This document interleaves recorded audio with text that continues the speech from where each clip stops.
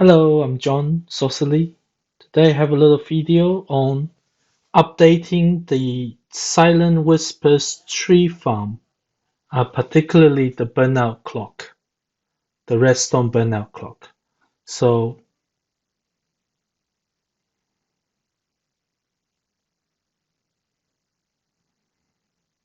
I want to quickly show you, this is the standard tree farm built in survival.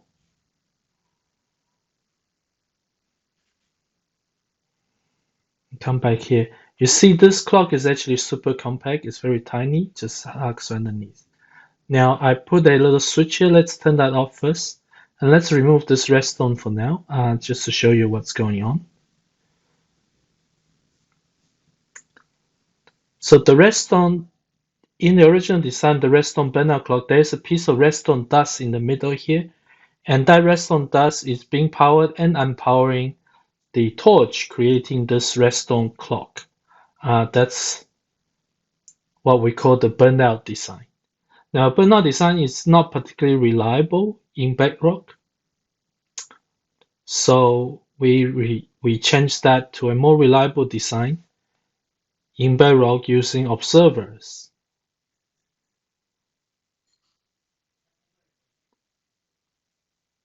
So down here, I basically create two observers. They point to each other, so they're always powering and detecting each other.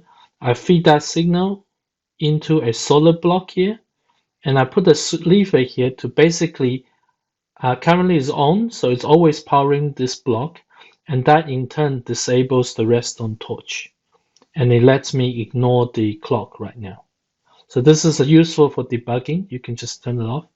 And the redstone torch, because it's unpowered, it's basically fix the redstone system up the top. If I turn on the lever, you will see, turn off the lever, you'll see that the whole system is now powering, and you can see the bone meal being dispensed. So let's turn that, disable that again.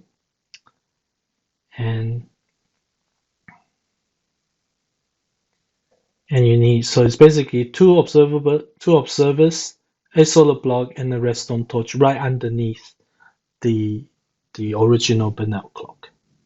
Remove the redstone dust in the middle, and if I come up here and have a look at the button, so we have a button that sits on top of a solar block, and that sits on top of a piston, a sticky piston.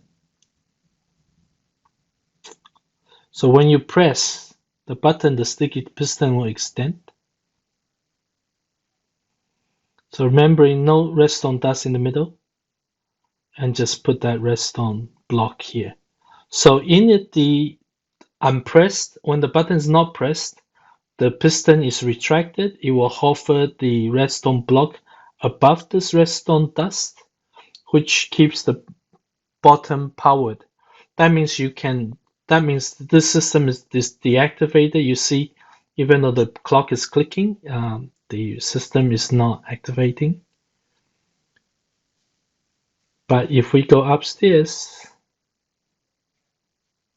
take some saplings, and stand on the block, you'll see that the system is now working again. So standing on the pressure plate pushes the redstone away from the redstone dust, and that enables the clock to activate. So you can see these jungle trees are growing and the tree farm is working again. So that's the replacement clock for the redstone burnout clock using a simple observer, two observers heading into each other. That's all. Bye.